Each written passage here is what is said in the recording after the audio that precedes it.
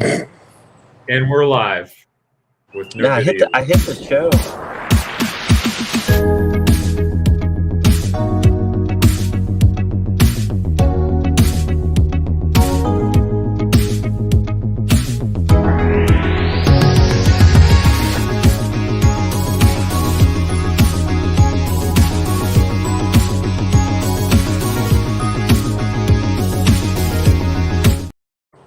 Hey, What up?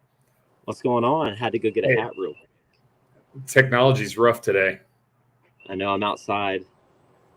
What did he say? Watch your mouth. Y'all are late. We ain't late. We're early. I'm outside enjoying this beautiful. Harrelson and Mitchell always got something to say. What's going on, Jeremy? Got quite a few folks hopping on. Hopefully, we'll give you guys a couple minutes to make your way over here. Drop your comment drop your name in the comment section below. Harrelson, what's going on, Amy?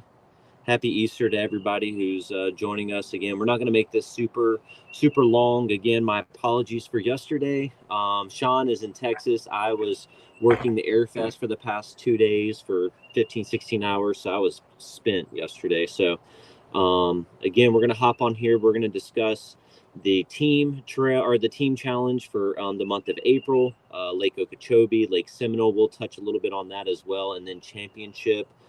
Some questions we've been receiving. We want to further clarify some things. So we answers all the questions that we can in regards to the upcoming championship on May 18th and 19th. So again, we will get started here momentarily. But yeah, how's everyone's Easter? Sean, you're in Texas by yourself, so I know that's probably lonely. Yeah. Just hanging out. So what do I have? Like 11 more days in Texas? That's it. Then you'll be coming to fish in Lake Okeechobee. I'll land in Miami at 11 p.m. Friday night, and then turn around. I'll probably just drive to Lake Okeechobee as soon as I get home. Yeah. Oh, today ends the March Mustache Madness. So again, if you guys competed in the March Madness, go ahead and drop your picture. I'll create a post here on the members only page. I'm sorry, let me do that now. I totally forgot about that. March Madness Mustache Competition. March Madness Mustache. What do you say? Smoked prime rib can't beat it. Was that the Easter dinner? We got Dave Myers. Dave Myers is by a mecca of big fish. I don't know what he's complaining about. He's probably going to smack him this month on the team event on Harris Chain. That's going to be fun. I'm excited. I'm going to be I'm very excited for that event or for that month-long finish out. We're finishing out the month-long series is going to be finishing out on April with that team challenge. And then in May, we got the championship. So it was your last chance to try to win your way in through the championship on the open or on the monthly challenges. So we'll see how it goes. Who pulled off the win? Did Daryl Harrelson pull off the win on March Madness? I think he caught a 28 today, didn't he? Yeah, a 28-inch needlefish. That may take the win. I think 28 3/4 wins the needle nose wins the March Madness. I saw that up there and I was just like, who the heck posted that? Oh, Amy. It's the Invisa Stash. I think Amy might have won the Invisa Stash competition.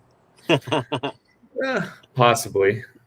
She should have went and got her own a fake one and put it on there. That would have been funny.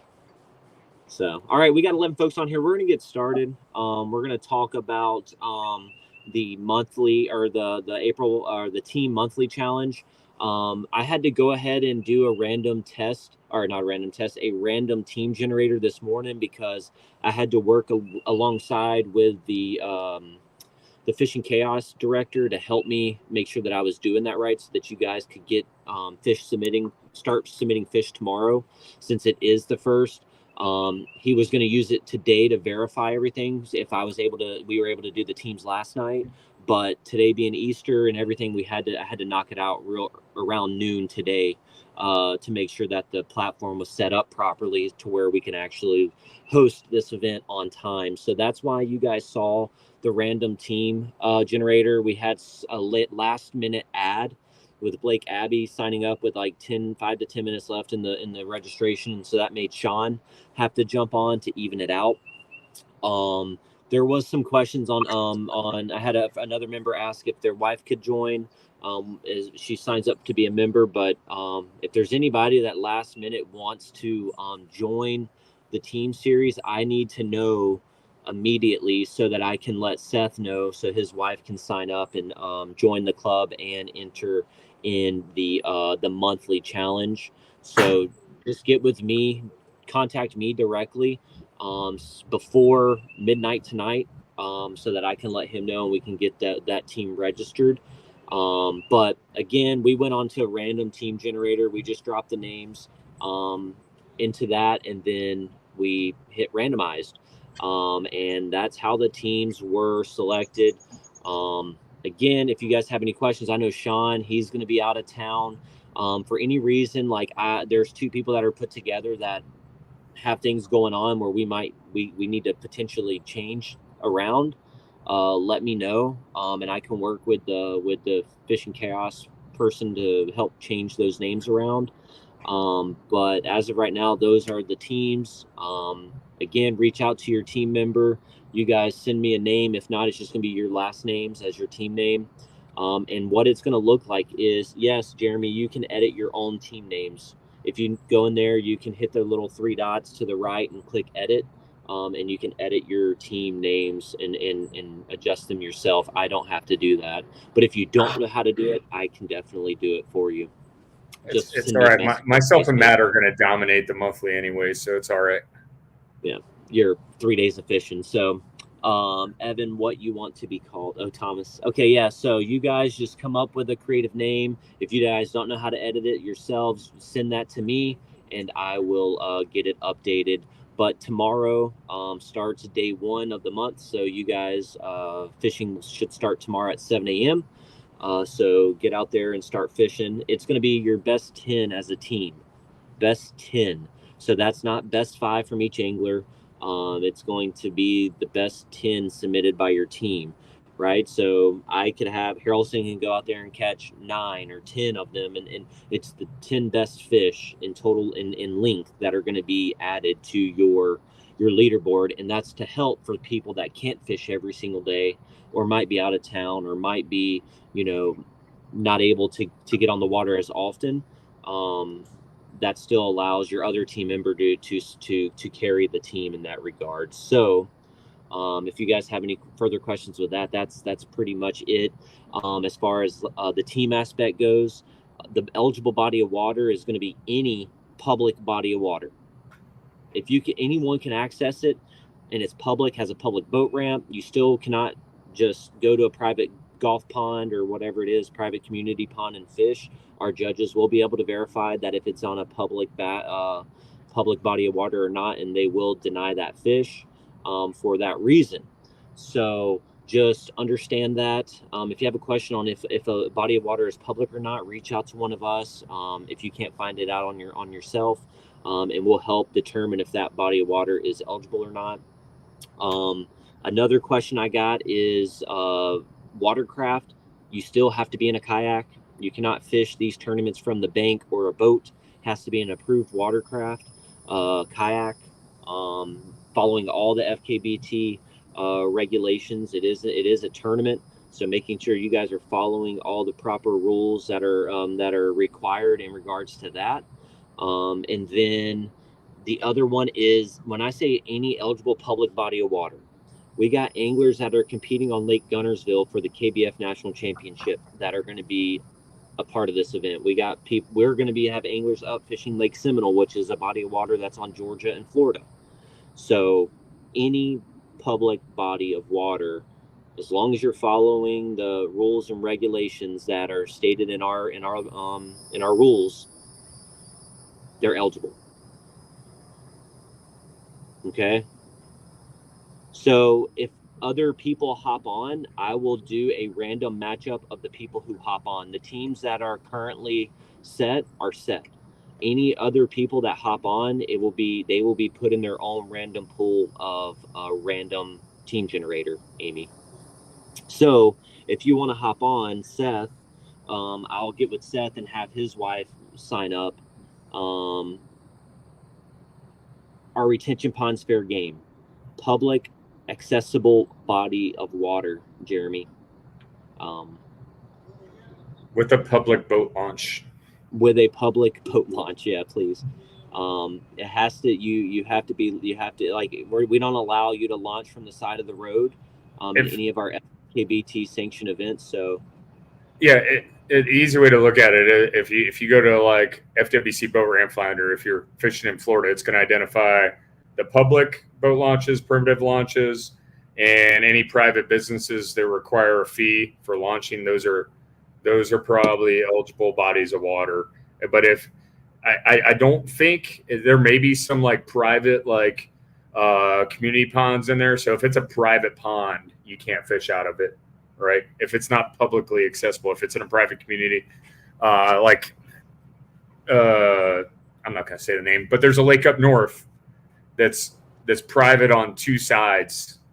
But does it have a launch? Yeah, but like it's generally a private lake, so you can't launch or fish out of it. I was thinking Tenor Rock is public for a fee. Yeah, you can fish Tenor Rock. Tenor Rock's that's public bodies of water. There's but if you have any questions whether it's a public body of water or not, just reach out to myself and I'll give you the yes or no. If it's questionable, and I'll look it up and let you know yes or no. Yeah, all the lakes that we fish, we have 2 events this month. So we have Okeechobee, we have Lake Seminole. So those are two bodies of water. But it's going to be a fun event. This is the way that we're going to close out our season with a bang. And what better way to do that than with a team event? We're going to try to do a 2-day team tournament over the summer, a 48-hour straight team tournament. So more to come on that. It's going to not be randomized. We're going to allow people to pick a team, and we might open it up to outside members as well. Like it's not going to be an FKBT like membered event. It's going to be an open to where pretty much anybody it's fair game to anybody who wants to kayak fish and be on a team. So that's going to be a way that we're going to raise some money in the off season for next year's events in the club. So more to come on that, but this is just our way of trying it out and seeing how it works so that we can incorporate it more into next year's layout a little bit. Try to do something a little bit different. So I see Albert Poor says sign me up and take my money. You guys, again, if you're seeing this and you guys do want to sign up and you missed that window, I will turn the registration back on until 10 o'clock tonight. 10 o'clock tonight. No, because I'm going to have to be up and have to do that stuff for tomorrow. So just know if it's going to be, well, actually, no, we'll do it till midnight tonight. And then tomorrow when I wake up, it's just going to mean that you guys are going to get 1 day less. I mean, it is a Monday. People are working, but I know some of you are retired or maybe on spring break. I will open it back up. I'm going to do that right now as we speak. You guys get signed up immediately. Oh, okay. Sorry, I was talking about the summer team event. Okay, yeah, sorry, Albert. But yeah, what I'm going to do now anyways is I'm going to open back up the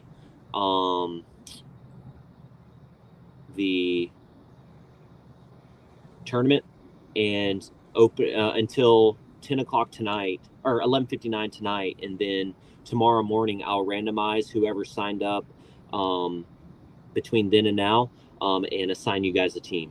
Fair enough? Is that good? Give me a thumbs up in the comment section below if y'all are watching and you guys are going to take part in that. So if I saw Seth Taylor, I know his wife wants to join up. Amy, are you wanting to hop on so we can put you two together? Okay, I'm going to open it up right now. Just give me a second real quick, Sean. I'll kind of turn it over to you if you want to talk about Lake Okeechobee while I do this. All right. So as you guys, most of you guys probably have seen, if you haven't, get on the members only page. But Chris has posted the tournament dashboard information up on there. I think I pinned his post, and I pinned my post to the top of the members only page with the boundaries, right? So same boundaries as last year.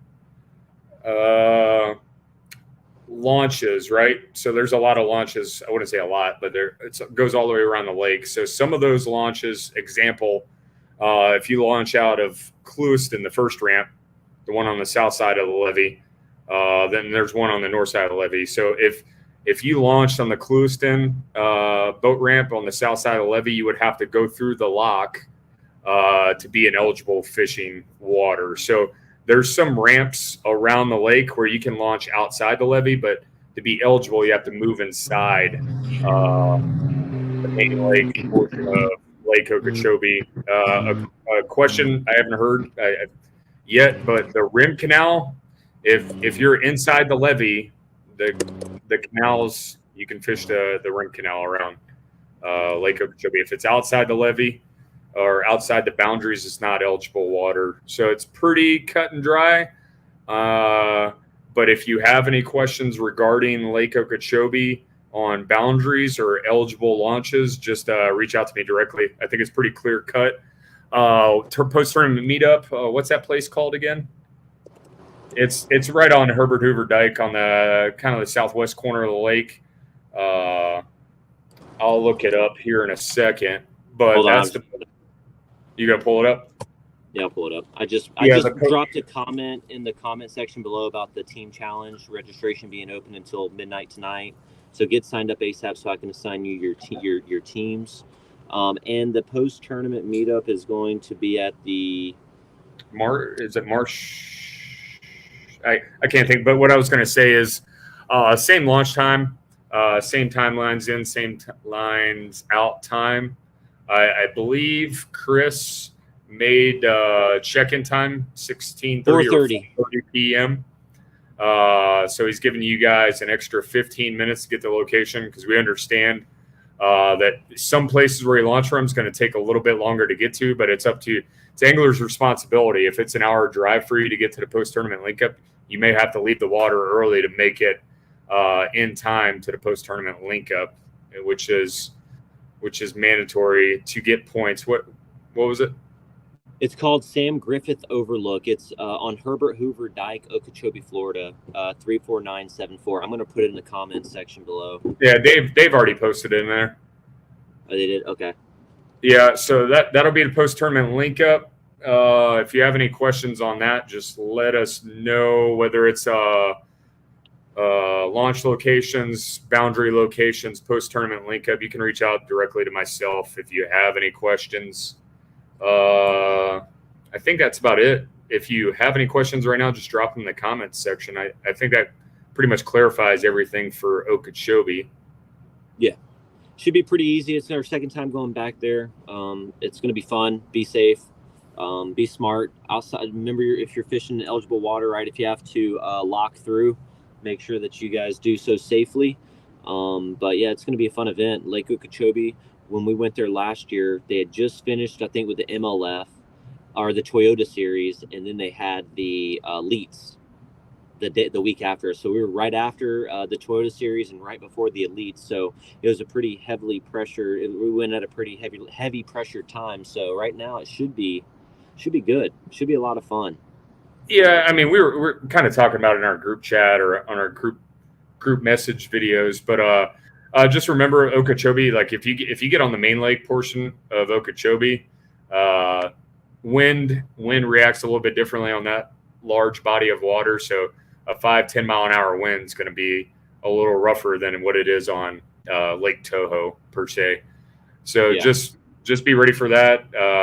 I don't think, looking at the winds right now, but it's 2 weeks out. Weren't forecasted to be too high, but just enough to be a little bit uncomfortable on the main lake. It all depends on what side of the lake you're on, really. So be safe out there.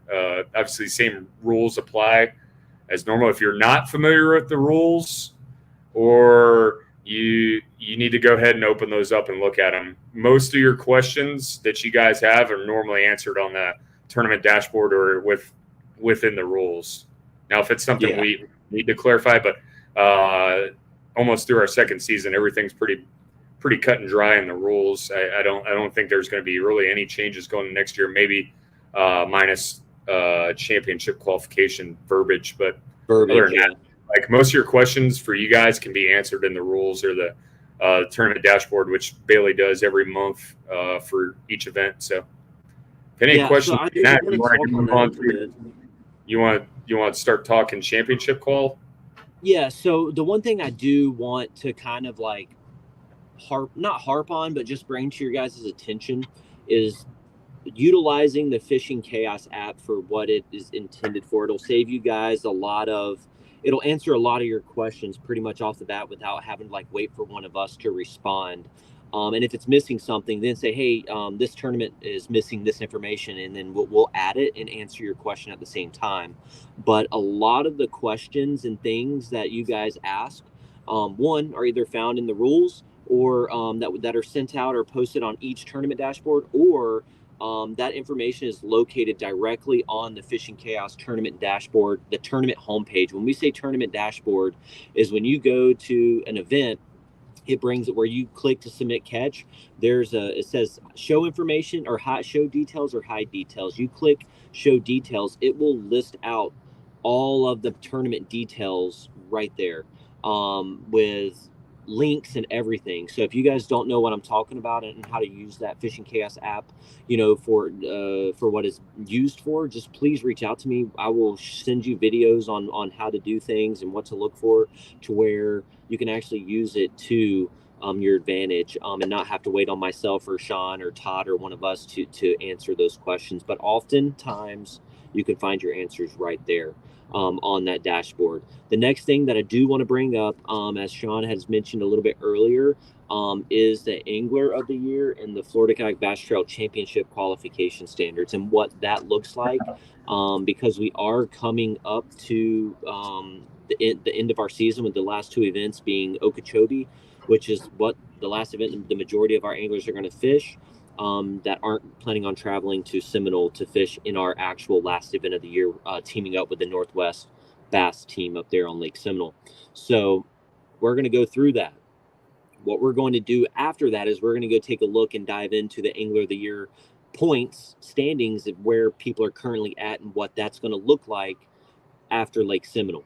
And then we're going to discuss what the turnaround time is on what we're going to need you guys as the anglers to do in order to say, hey, I qualified and I plan on fishing the event, or I qualified and I can't fish the event, so that we can start notifying roll downs. So for instance, Sean, he's top 10 right now, right, in Angler of the Year points. However, I know that he will not be able to fish the championship due to certain reasons, so that's already one spot that's going to be rolling down. However, if you look at the Angler of the Year points, the 25th angler in the Angler of the Year points hasn't fished 5 events yet. So that member, even though that they're in the top 25 based off of the total point value, they did not qualify because they're only at 4 events. They have to fish one of the next 2 events in order to keep that spot, if someone doesn't pass them. So just want to kind of throw that out there. But what I'm about to throw up on the screen, and Sean, if you don't mind, keeping an eye on the comments, so we can answer any questions. I'm going to pull up what our rules state in our rule book. So I'm going to go ahead and pop that up. It says here, anglers must compete in 5 FKBT regular season events. That's that does not include a monthly. A monthly is not a regular season event. So what that means is, if you fish one of our regular trail events, or 5 of our regular trail events, and you're in the top 25, those points, your best 5 events, are calculated to give you where you fall on the Angler of the Year point system. It'll calculate your best 4, right? But at the end of the day, you have to fish at least 5 in order to be in the top 25. Anglers must check in at a designated location by specified time discussed in the captain's meeting and posted in the tournament dashboard in order to receive points towards AOI. Meaning, if anglers check off the water before lines out and you notified me, you still competed in that event. Anglers who did not notify me or communicate to me, Todd, or Sean, or any of the tournament directors for those events that they were not going to make the captain's meeting or the award ceremony, guess what? What did we say? You're going to be those points will not be contributed towards your standings for that event. So it says it right there in the Angler of the Year qualification standard. So that's the whole point of us and why we were doing those captains meeting and taking accountability this year, because that does play a part in the whole Angler of the Year qualification standard. Now, for anglers to qualify for the Florida Kayak Bass Trail Championship, it's the same as Angler of the Year. You must compete in 5 regular season events. So you must fish from lines in until lines out, unless you got off the water and you notified us and communicated us that you were checking off early, right? You caught fish beforehand. Those fish will count towards your Angler of the Year points. Top 25 in Angler of the Year point standings will automatically qualify for the FKBT Championship. Roll downs will be notified in the event any angler from the top 25 cannot make the championship. Winning any regular season FKBT event. So if you won one event and you are sitting in, say, 40th place in Angler of the Year point standings, for whatever reason that may be, must compete in 5 regular season events. So if you signed up to fish 7 events, right, and you only caught fish in 3 of them, right, but you fished in all 5 of them, that those other 2 events that you didn't catch fish in do still count towards your qualification, right? You just didn't earn any Angler of the Year points for those events, because you must catch at least 1 fish in order to earn points for those events. We do not give points out for registration in any of our events. The other addition to the championship qualification standard is if you won a monthly and you meet the regular season qualification standards and fall outside of the top 25 in Angler of the Year points, you're qualified for the championship. So as we're looking at it now, I'm going to go back. There's, from what I've seen, no one has really taken advantage of that. I know Harrelson, you're in the top 25. Sherman Bishop's in the top 25. Doug Wilson hasn't fished 5 events. He'll need to fish these next 2 events in order to meet that criteria, but I'm sure if he fishes these next 2 events, he'll find his way in the top 25 anyways. Matt Vogt from the Northwest has won 2 monthlies. He hasn't fished a regular season event, so those won't be utilized. That won't be able to be taken advantage of. There might be 1 or 2 that squeaked in through the monthlies, but for the most part, everybody's qualified through the regular trail series. Hopefully, next year we are going to change the verbiage in line number 1 of both the Angler of the Year and the Bass or the championship qualification standards. We're going to switch up the verbiage of compete, and it's going to say anglers must score in 5 FKBT regular season events, which meaning you must catch at least 1 fish in order to score. But since this year it does say compete, as long as you fished from lines in to lines out, or you communicated with us saying, hey, you had to leave early for whatever reason and weren't going to be able to make the check-in, you're good. We will be able to verify if anglers fished 5 events or if they didn't.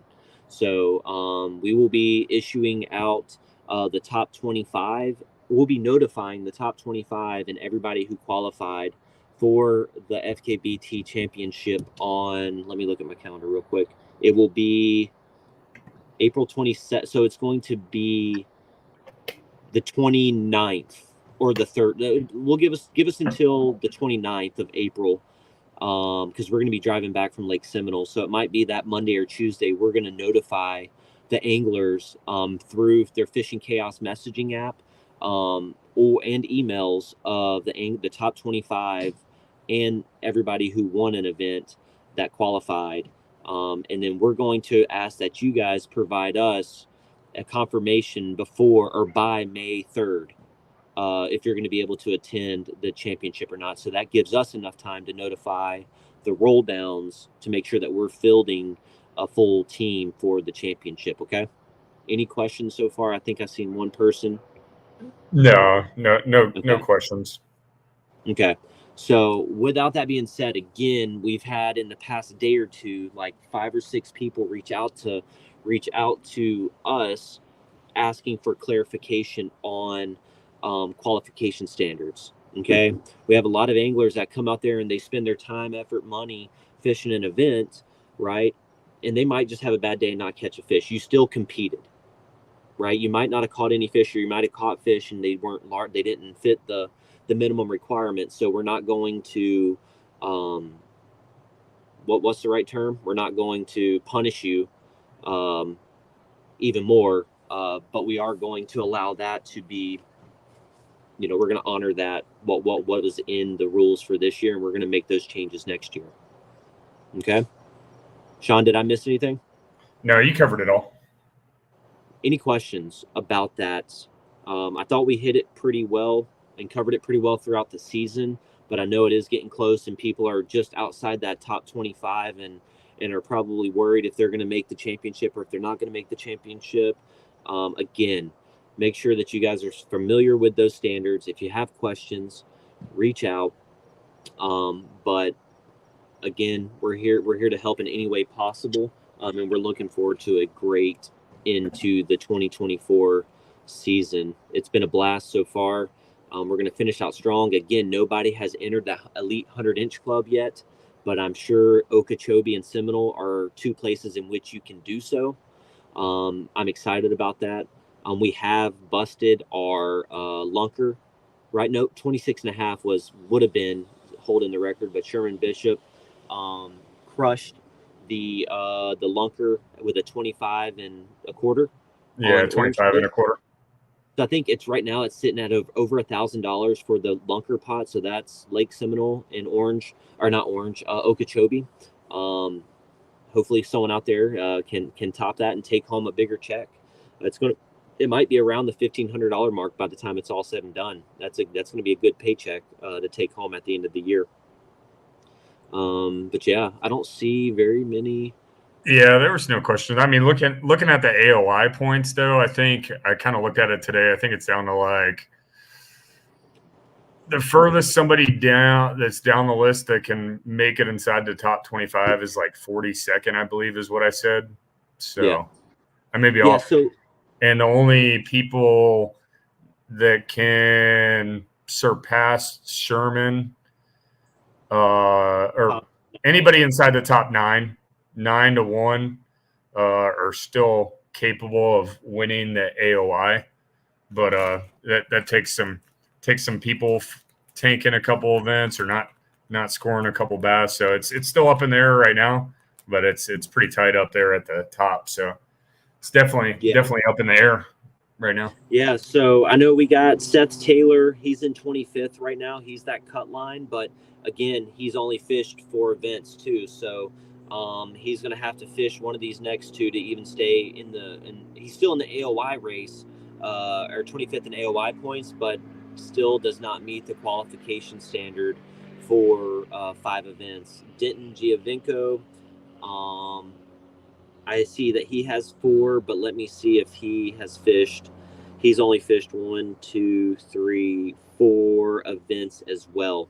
So if you're looking at the Angler of the Year points and you're outside of the top 25, not all of those anglers that are just at 25 or after that have actually fished in 5 events. So I'm looking down now at Robert Oakley.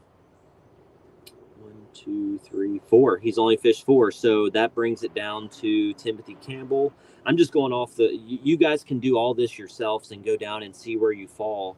Robert Oakley, I just did. 40 seconds to number. Anybody between 42 and 26 can still make it inside the top 25. Yep.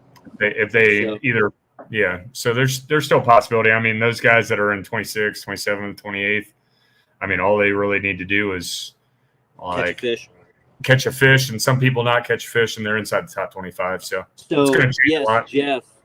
Jeff, you brought up a fantastic point. Yes, the championship does count towards Angler of the Year. So the top 25 that are going to, everybody who's competing in the championship that has qualified, through even roll downs and everything, right? Even the roll downs, it's the Angler of the Year points are going to be counted in this year's championship. And the lunker is in play for the championship. So there you go. So at Angler of the Year, we have 3 more events that's going to determine this Angler of the Year race. So it all comes down to the Kissimmee chain. Again, it's anyone's game, right? The top 20, everybody who qualifies for the championship, you still got an opportunity to run it up and challenge those top anglers that have been sitting at the top pretty much all year. So it's going to be fun. It's going to be an exciting way to end the season, that's for sure, especially on the Kissimmee chain. So, it could also hurt a lot of people because that might be a challenging body of water for some. So it could be a blessing and a curse at the same time. So we're excited about it. Yeah, you have to string together some good finishes, but there's definitely could still be a shakeup. So a lot of folks can make a charge for it. So yeah, any questions though? Anything? I haven't seen anything. Again, don't be scared to drop the question here in the tournament or in this chat group so that everybody can see it. Normally what happens is we talk about it and then we'll get like 3 or 4 or 5 private messages after. We want you guys to drop your questions in here so that they can be addressed to the masses versus the question you have, maybe the same question 3 or 4 other anglers may have. So I can't answer that one, Timothy. You're going to have to do the research on your own, but I'm sure they're underneath or near grass and water. So they're swimming somewhere out there. You find one, you'll probably find a lot. But yeah, again, it's Easter. We don't want to take up too much of your time. We've talked about the team challenge. Again, registration's open till 11:59 tonight.